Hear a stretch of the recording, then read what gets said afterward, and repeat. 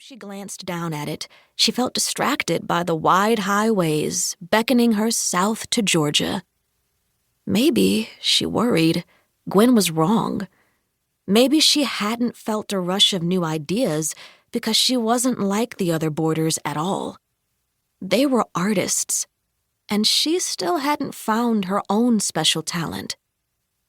"You city kids don't know what you're missing," Cousin Sidney said.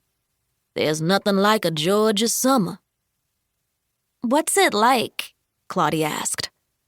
"Hot," Mama said. She spread the map across her lap, but she wasn't looking at it.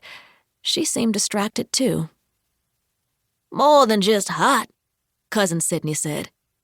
"You ever been on a farm, Claudie?"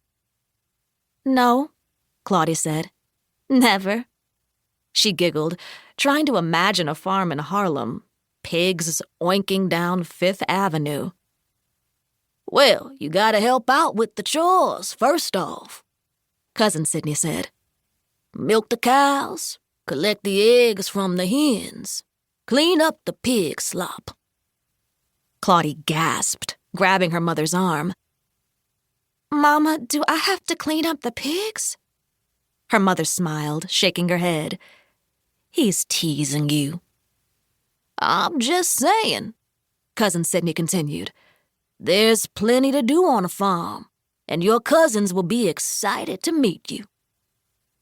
Claudie swallowed. She was excited to meet all of her family that lived at the Coleman farm, her grandmother, aunts and uncles, and especially her cousins Ross and Mavis. But she felt nervous, too. What if her cousins didn't like her? The twins were 11, and what if they thought she was a baby? What if they thought she dressed funny or talked strange? What if they thought she was a silly city girl who was too prissy to clean up pig slop? What if she and her cousins didn't get along like Mama and Cousin Sidney did?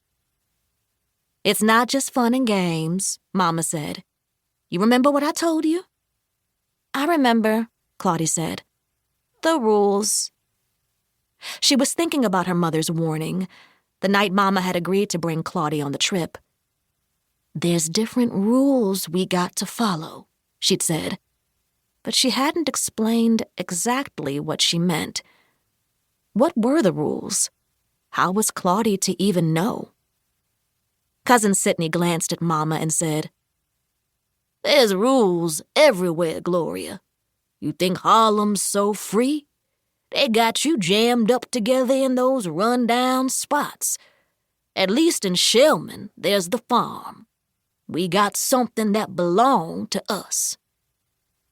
There was a big difference, Claudie had to admit, between owning and borrowing. After all, if Miss Amelia owned the boarding house, Claudie wouldn't have to worry about her family and all the boarders getting thrown out on the street. But she didn't know many people in Harlem who owned much of anything. Was it freedom, really, if you were always just one bad break away from losing all you had?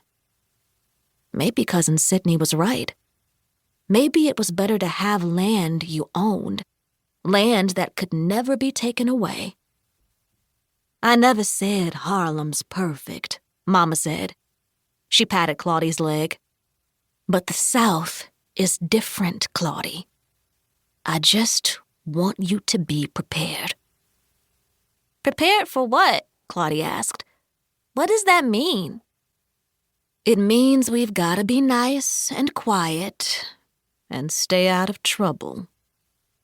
Her mother gave her a wry smile. "I've never been too good at that." Chapter 2. The Sheriff.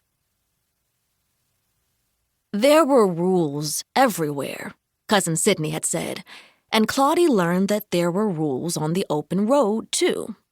Over the next 2 days, Cousin Sidney explained that he never drove above the speed limit of 30 miles per hour, even as other motorists sped past him, because he didn't want to be arrested by the police.